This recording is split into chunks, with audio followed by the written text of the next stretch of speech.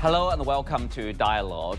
In the latest escalation of Trump's trade war, Washington has imposed new tariffs ranging from 25% to 30% on 8 additional countries, including Algeria, Brunei, Iraq, Libya, Moldova, and the Philippines and Sri Lanka.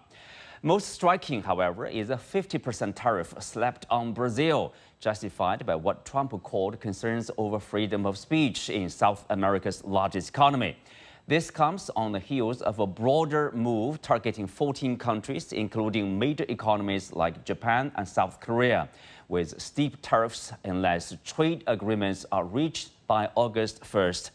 On top of that, Trump has announced a 50% tariff on copper imports and a staggering 200% duty on pharmaceuticals. What's driving this latest wave of trade threats? Can deals be struck before August 1st deadline? And what might be the domestic and the global consequences of targeting such critical sectors as metals and medicine? Join us for discussion today, live from Beijing. I'm Xu Qinduo.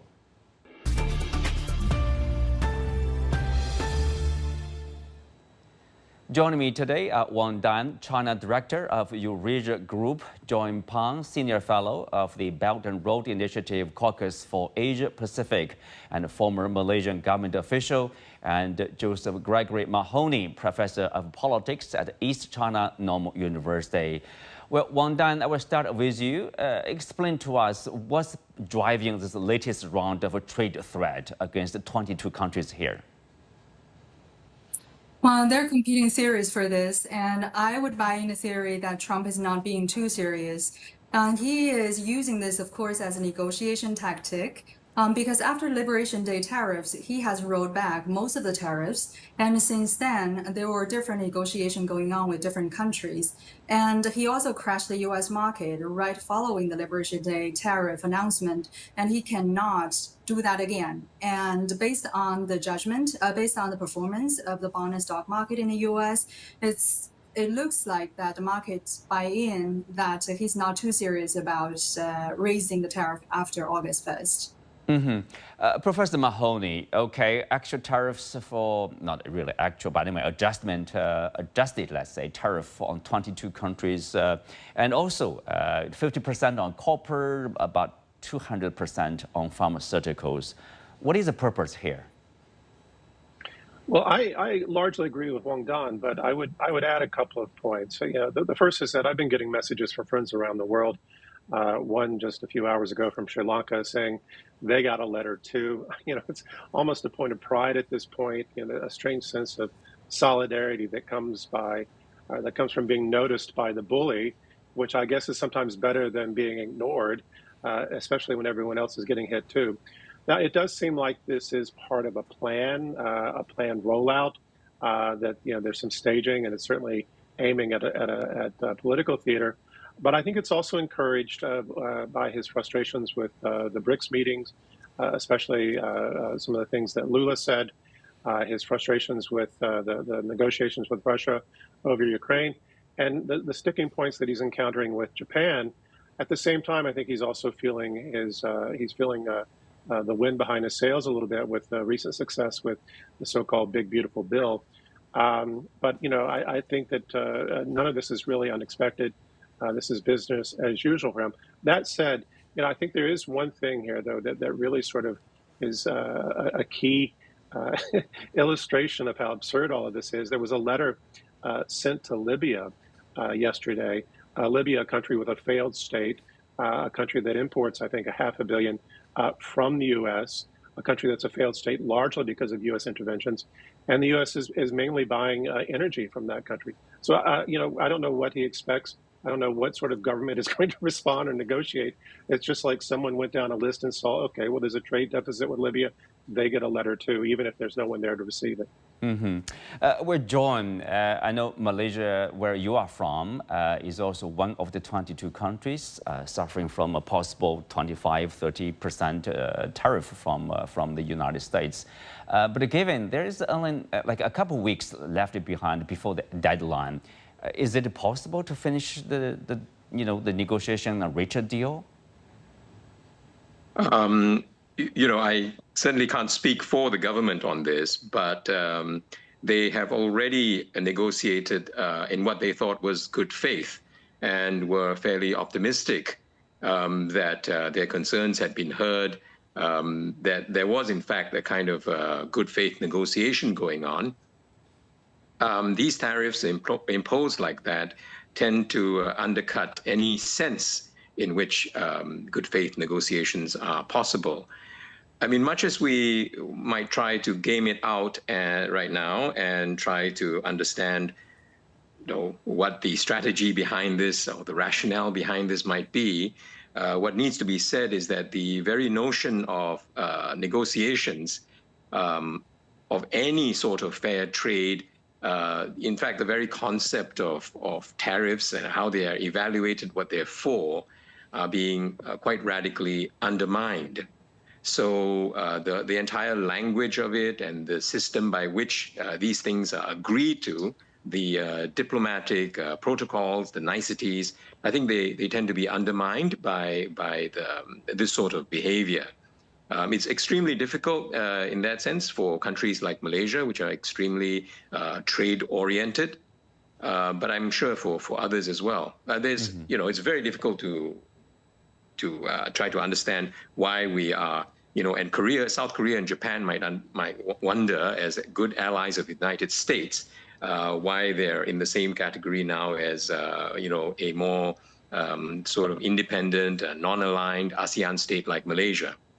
Right, we'll talk more on that. But before we move on to the trade deals, Wang Dan, help us understand, in the letter published on the Truth Social, I talked about if you want to avoid these tariffs, you move your production to the United States. But what about the 50%, tariff on copper, the mineral? U.S. imports, extra tariff on that.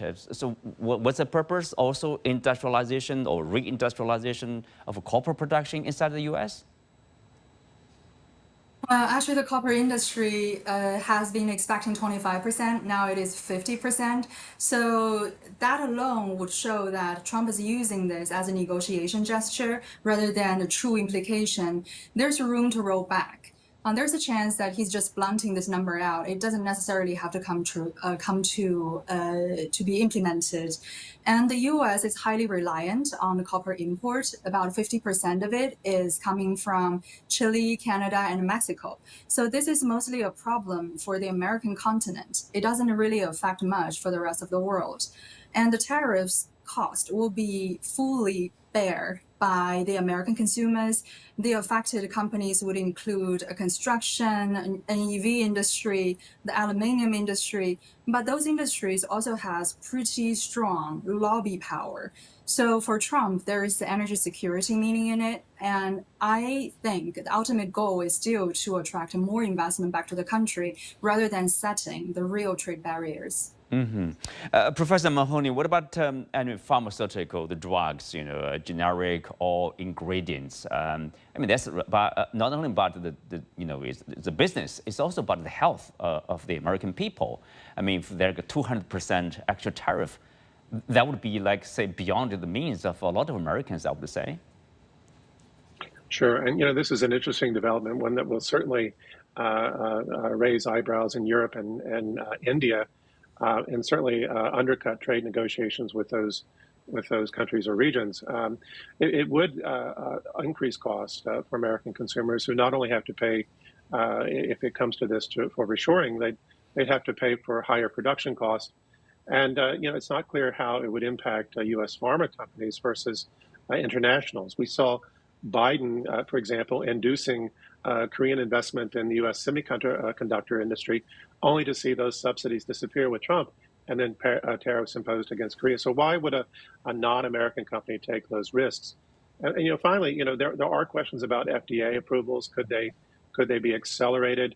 And certainly these would be concerns for anyone worried about drug safety.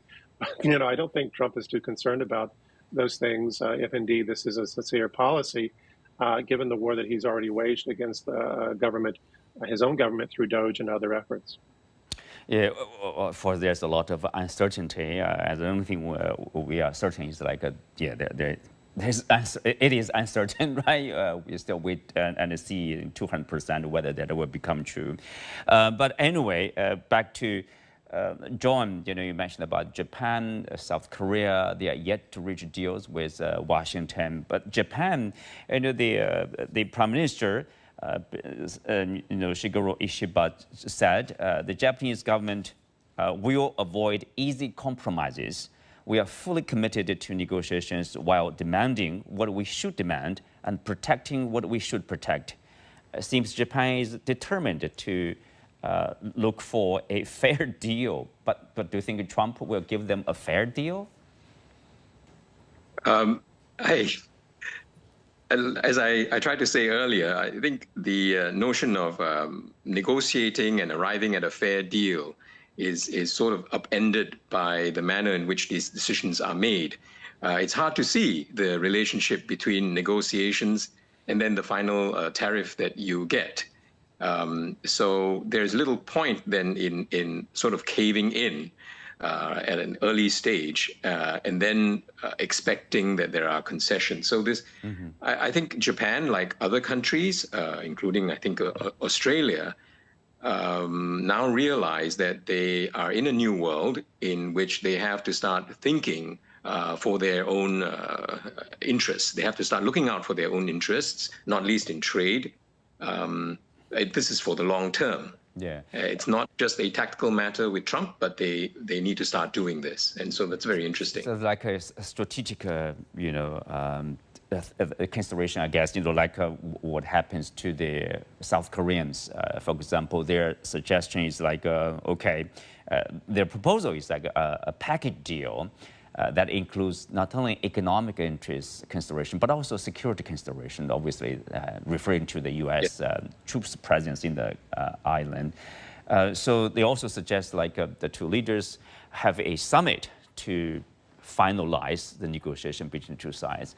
But anyway, as you said, it's more than trade interests. It's about their relationship with the U.S. or their own position in this region, around the world, in this world. So there's a long-term impact, can we say so? Indeed, a long-term impact. By doing it against the entire world simultaneously, I'm not sure that Trump or the U.S. strengthens its own hand, because everyone is looking at the other guy and saying, well, what kind of deals do you get for negotiating?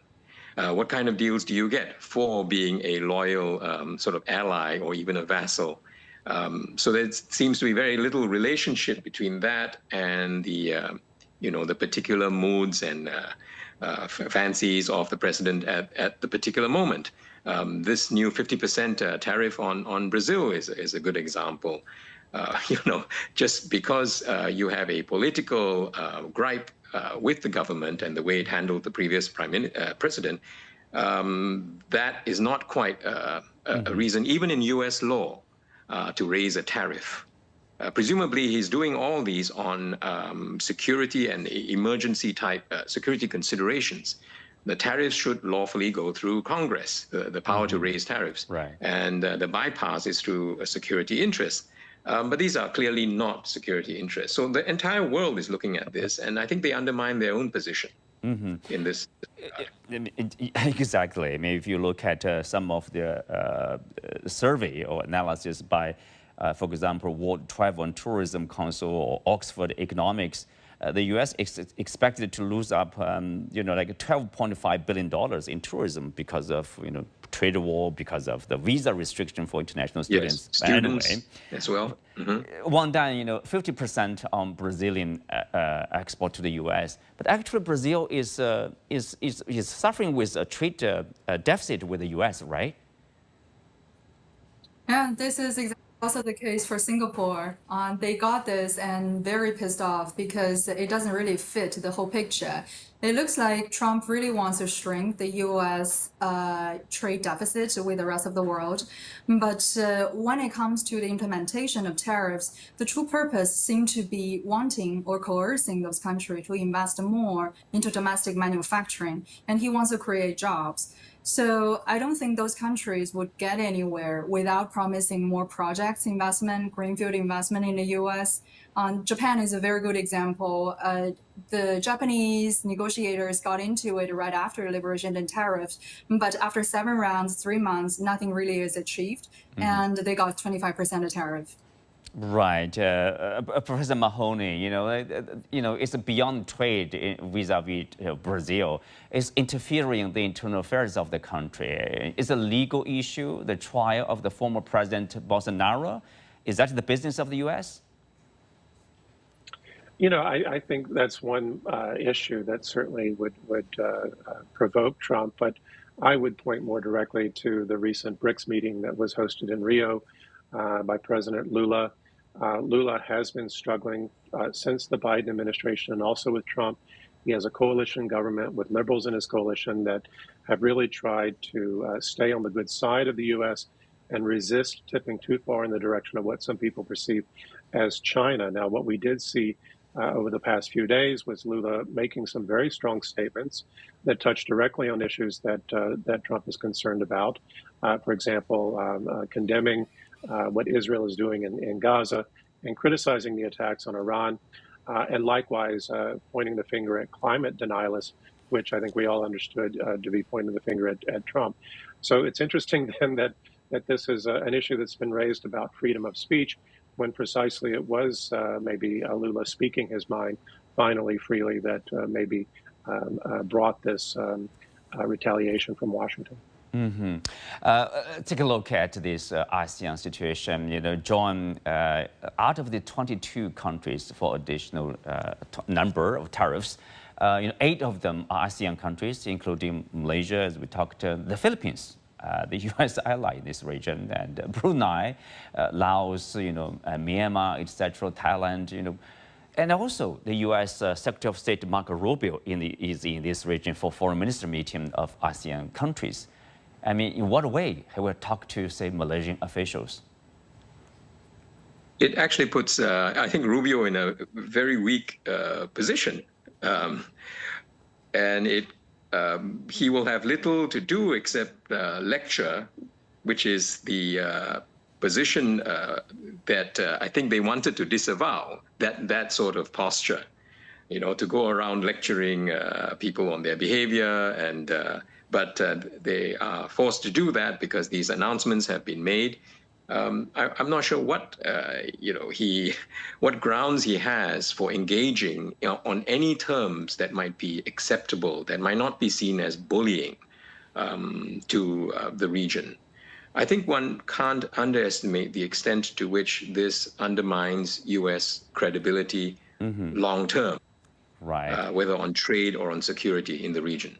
Right. Well, thank you all for the discussion. That brings us to the end of this segment.